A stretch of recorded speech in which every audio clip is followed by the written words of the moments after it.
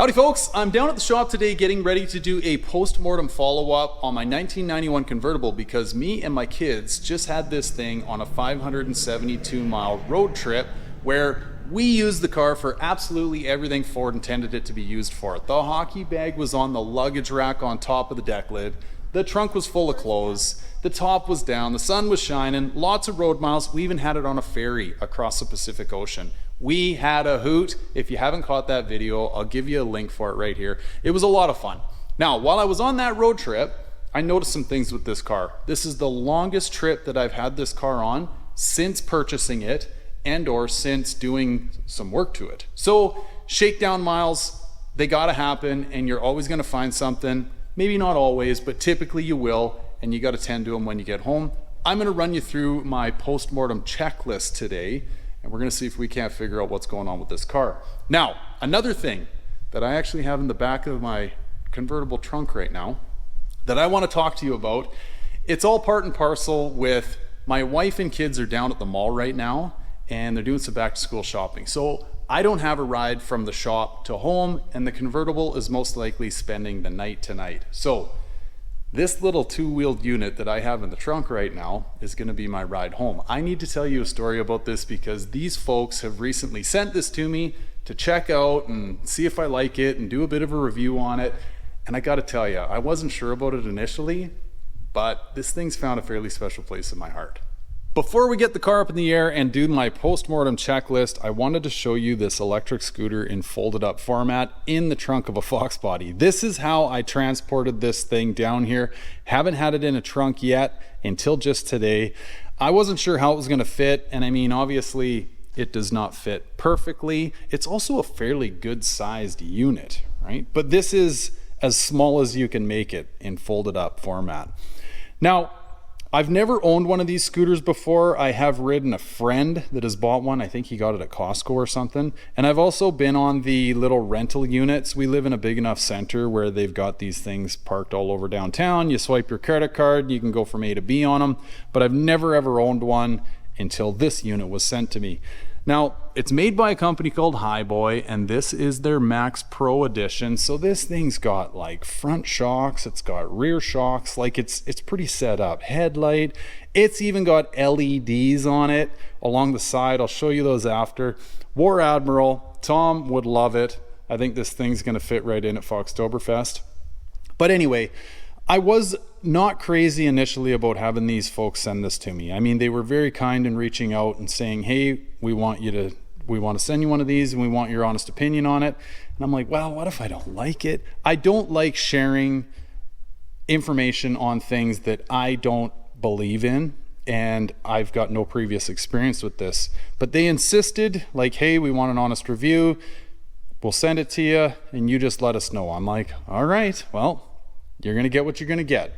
And I also, like, I'm not one to really rattle around town on something like this. Like, I'm looking at it more as, hey, this thing will help me get out of a bind if I go on a road test. I can throw it in the trunk. If I break down, I can get back to the shop, get tools, whatever. Or, like I said about today, I have no ride home. This thing is literally gonna be my transportation home from the shop. So I'll pull this thing out of the trunk. We'll kind of break up the monotony of going through my post-mortem check on the car, and I'll tell you a little bit more of the story on this Hiboy electric scooter. All right, moving right along, getting underneath the car. Now, I say this a lot, ladies and gents, and I'll say it again. It is never a bad idea to just spend some quiet time under your car checking things out. It will just give you that much more confidence when you take it out for a ride. If you happen to hear something or something happens, you have a really good mind's eye view of what's going on underneath your car. Obviously, check it for oil leaks, right? Check all the normal seal areas, O2 sensors and harnesses. Make sure nothing's laying on your exhaust or touching something it shouldn't be. And geez, that's really tight between my H-pipe and the bell housing, but I don't remember it being that tight. At any rate, something to note. Yeah, check for oil leaks, coolant leaks, power steering leaks, all that good stuff. Believe it or not, that's the original rad, still doing exactly what it needs to be doing. However, I do know I'm on borrowed time with it, so it'll be coming out shortly. Car does have a new steering rack in it, power steering rack, and I do have a set of like the bump steer kit for this, because this thing does track all over the place. I've actually got a lot of parts for this car. I just haven't got around to doing them yet because I've been busy with everything else in life. And I know you guys want to see that Kenny Bell go on my green car, so that's what's coming up next, okay, for anyone that's wondering. Anyway, yeah, check everything out and just give yourself a real good read on what's going on. See if anything shook loose while you were cruising on your road trip, right? Moving to the back, and now this is actually where one of my biggest issues is coming from. I'll show you the noise I've got going on here.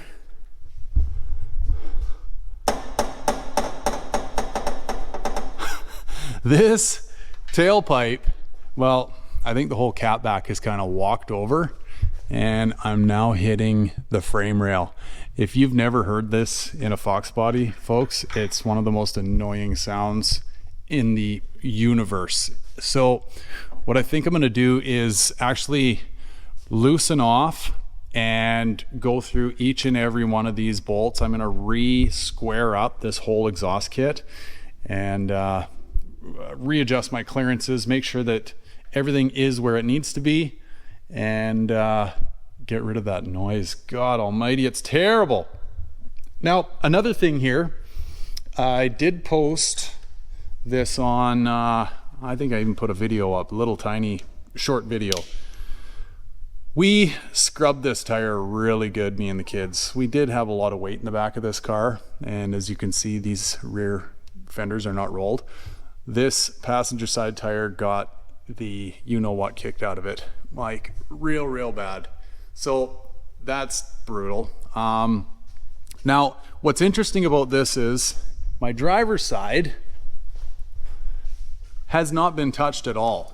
Like, I have no rub whatsoever. So what this leads me to believe is that this diff is whatever, say a 1/16 of an inch or an 1/8 of an inch towards the passenger side. And I do actually have new tubular rear control arms for it, and I'll probably put a set of bushings in it as well. Yeah, look at those things, they are tired. And get my tape measure out and make sure this rear diff is nice and square in there when I go and do that. But again, I know Kenny Bell's next, so the poor old convertible, we're just gonna roll around in shitbox format for the time being. I think that's about it back here, folks. You know, check your diff. If you had any issues with your brakes. I did have a click that I noticed, almost like a cross between a knock and a click at full steer. So I'm gonna go through the front end. These ball joints, the lower ball joints, have been changed, but so I don't think it's them, but I don't know, right? I have to check it all out, right? So I'm going to go through the front end stuff and see if there's any issues there. But maybe what I'll do is I'll get this exhaust squared up, and then I'll take you guys up top. We'll go through some stuff under the hood, and then I'll maybe tell you a little bit more of the story on this Hiboy. All right, we're back on the ground. Exhaust has been rectified, at least I hope. There's going to be some more miles that need to take place to make sure that that is good. However, moving along to the front end, I have not checked yet, but I will link a video for you up here. Go over and check that out. I show you how to check your front end out and make sure that everything is in working order there. Moving under the hood, all your fluids, right? Check your fluids, check your oil, check your antifreeze or water and water wetter, whatever you're running in your car. Brake fluid, you know, you could peel and check your air filter. Looks like I took on some leaves there. Gonna have to get the compressor out and vacuum, clean that out. That's not the end of the world, but who knows, maybe you're driving through a bug infested area and your whole rad is full of grasshoppers. Who knows, right? And that will cause an overheating issue. Believe it or not, folks, this is still the original AC compressor on this car, and it still blows cold. The air conditioning didn't work when I first got this car, so I went through and changed each and every one of the seals, the rubber O-rings, and got it charged up. She's still blown cold. Unbelievable. It does not sound the best. It makes a lot of rackety noises, but it's working. Check your belt. Belt's key. If you guys followed along, me and the infamous project, when we drove the shitbox Fox from Austin to Detroit. Oh, god damn it, that hose is on. You'll be able to hook it around there for me, yeah. You know what blowing belts is all about, because we blew 6. And there were reasons for that. I won't bore you with them. Check that video out if you're interested. But belt is key. Okay, now the moment some of you have all been waiting for. My ride home. The old girl's gonna sleep here tonight. It's just me and this steed. So, the Hiboy Max Pro. It weighs in, I would guess, at about 50 pounds, okay? So it's not super light, but it's definitely not something that you can't lift. Now I have it in folded up format here. If you wanna fold it down, you pull this little guy, the whole thing comes over and actually attaches to here, which is kind of neat because then the whole handlebar system acts as like a handle for you to pack it. And what else do we got here? I'll fire it up for you. All right. And we've got lights, okay. Little headlight action, but check out these units. They can see you coming. You may be thought of as a UFO if you're coming home late at night on this unit with the headlight on. But yeah, it's pretty cool. And what else do we got here? Okay, on off. And then this S here is for sport mode. There we go. Eco. This is drive mode, sport mode. I leave her in sport mode for obvious reasons, right? Throttle, front brake, back brake. I mean, pretty self-explanatory outside of that. Oh, there's a little brake light too. Check this out. Flashes when you're on the brakes. But yeah, front brake, back brake. Give you another look here at the suspension.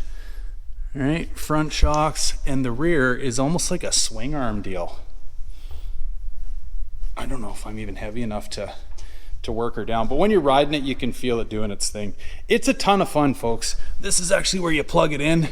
Comes with a little charging system, just works off a 110 standard issue house plug. It's, again, I said at the start, you know, I was a little hesitant to do something like this because I'm like, what the hell am I going to talk about with a scooter? But this thing is an absolute riot. It tops out, in the little bit of cruising that I've done with it, tops out at like 35 kilometers an hour, which is probably close to like 28 to 30 miles an hour. I mean, it goes fast enough that there's no way that if you came off it, your feet are going to go from 0 to that speed. Okay, you're going to eat it. Anyway, it's a lot of fun. Now I think what I'll do, I'll throw you guys on here. I got a little GoPro mount / cell phone mount. Oh yeah, there's an app too, which is pretty slick.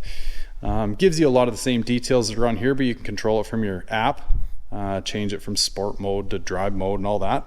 But I'll rig up my camera and I'll buzz you down the road a little ways. I don't think I'll bore you guys with the whole ride home, but you can kind of see it in action. Here we go. Okay, so uphill, we're definitely not setting land speed records, but we are picking up speed. Oh, 15, 16 kilometers an hour.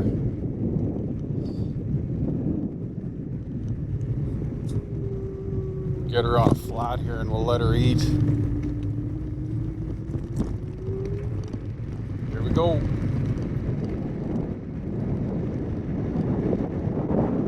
Okay, this is 38 kilometers an hour.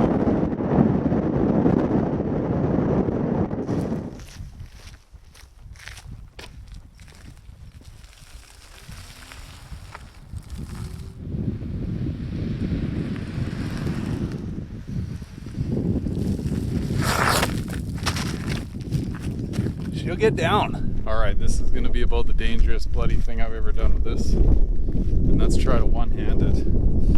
So bear with me. Hey, Dinah. Okay. In front of the shop's gravel there too, so I gotta be real careful.